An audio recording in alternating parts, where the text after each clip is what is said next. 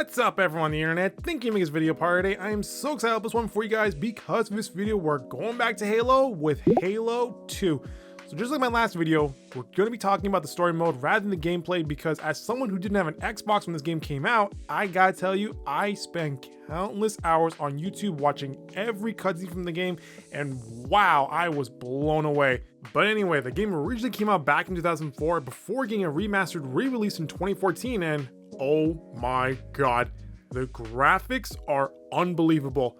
I remember going to see The Hobbit with my brother, and as we're sitting in the theater, they played the trailer for Halo 2 Anniversary, and I gotta tell you, I enjoyed that 3-minute trailer way more than I enjoyed The Hobbit. Soon the great journey shall begin, but when it does, you shall be left behind.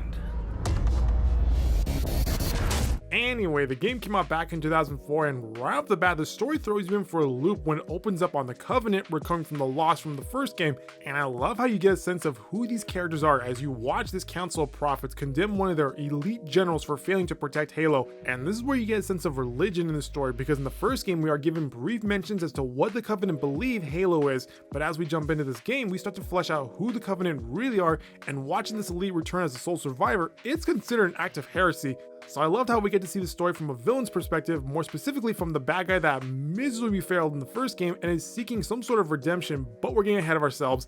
Anyway, looking at our human characters, I love how we get a little more screen time for our Marines where we follow Sergeant Johnson and Commander Keyes, who are mostly supporting characters to our two main leads, Master Chief and Cortana. Now even though Master Chief is the main character, I mean look at him, he's the only character on the poster, but in my opinion the story mainly revolves around our elite who we saw get condemned at the start of the game.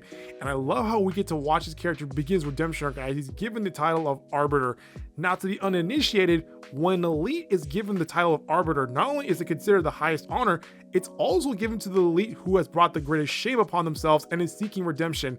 However, the missions an Arbiter is assigned to are suicidal, so not only is it a badge of honor, but it's also a death sentence. So to see the story shift its focus from Master Chief to the Arbiter, I thought was a brilliant decision because now we get to see the Covenant from a different perspective, and I love the journey the Arbiter goes through because half of the game he's willing to give his life for the Covenant just so that he can regain his honor. But as we progress through the game, seeds of doubt begin to plant themselves into the Arbiter as he gets exposed to several characters who know the truth about Halo. One of those characters is an elite who is rebelling against the Covenant, another is 343 Guilty Spark who we saw in the first game, but the other is something known as a Gravemind, which is a flood organism that can think and speak. And look at the overall design. When I first saw the game in 2004, I honestly didn't know what to think about the Gravemind. When I watched the 2014 re-release, holy crap, the Flood are more terrifying in this game.